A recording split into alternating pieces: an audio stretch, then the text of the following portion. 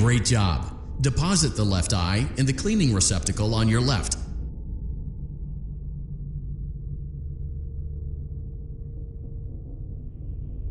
Well done. Now, firmly grip Bonnie's right eye and carefully remove it from its socket. Deposit the right eye in the cleaning receptacle on your right.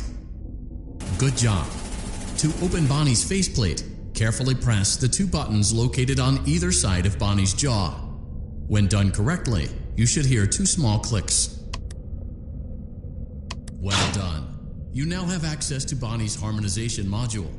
Press the blinking button inside Bonnie's secondary throat pipe to enter calibration mode. Something is not right. One of those notes is out of tune. You may push the button again to replay the audio check. Press the colored button that corresponds to the incorrect note.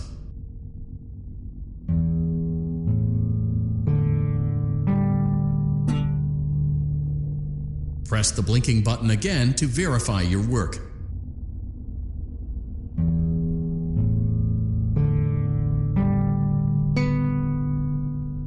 Great job! Bonnie is in tune and ready for his solo. Let's close him up.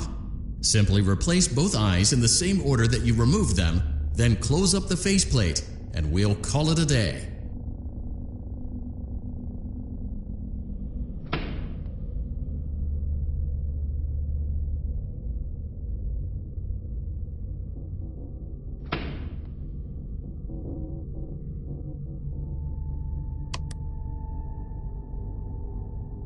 Well done. That concludes your parts and services task. See you next time.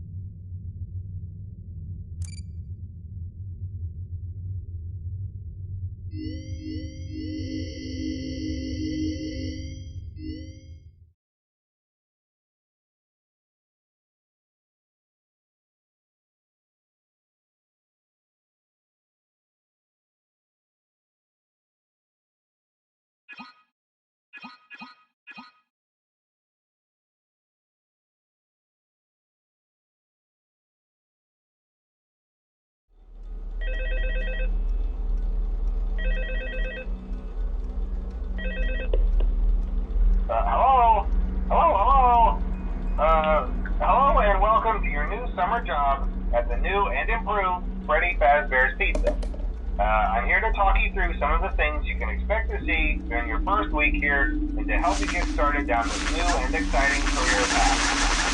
Now, I want you to forget anything you may have heard about the old location. Some people still have a somewhat negative impression of the company. That old restaurant was kind of left to rot for quite a while, but I want to reassure you, Fazbear Entertainment is committed to family fun and, above all, safety. They've spent a small fortune on these new animatronics. Facial recognition, advanced mobility. They even let them walk around during the day. Isn't that neat? But most importantly, they're all tied into some kind of criminal database so they can detect a predator a mile away. Heck, we should be paying them to guard you. Now, that being said, no new system is without its kinks. You're only the second guard to work at that location.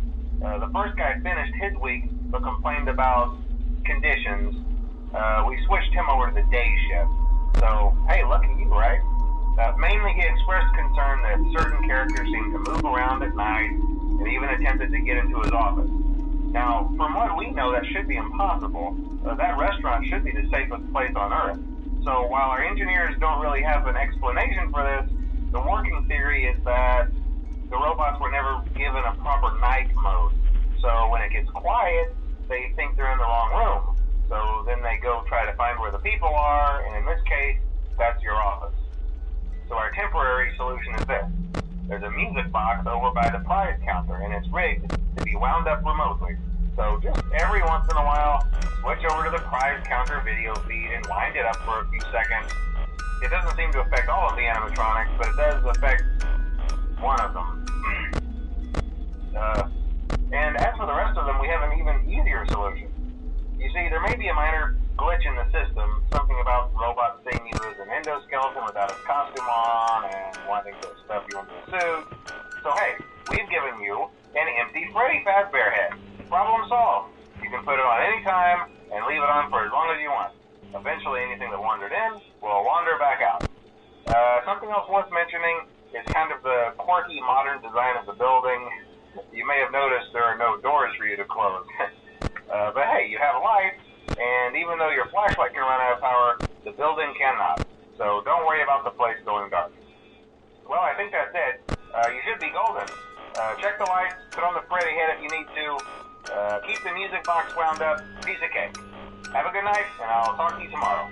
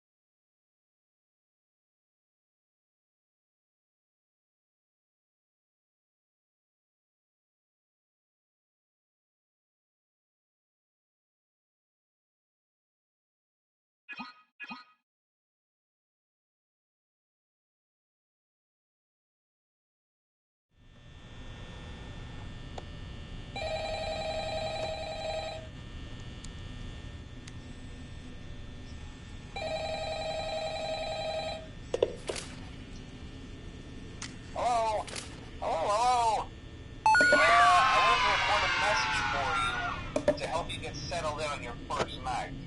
I actually worked in that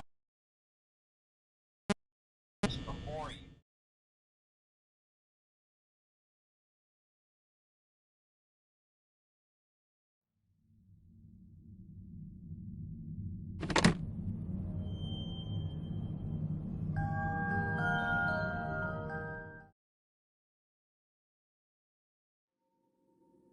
Hello? Can you hear me? Don't exit this room, okay? This isn't a mistake. This room isn't a mistake.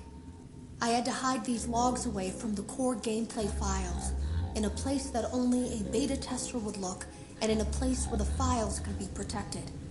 I just really, really hope that the next development team finds this before the game is released to the public. This game has some kind of malicious code in it that we haven't been able to fully contain or even understand for that matter.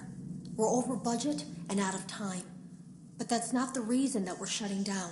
Listen, I have to keep this short so the file size will be small enough to fly under the radar. There are more. They may not be in order.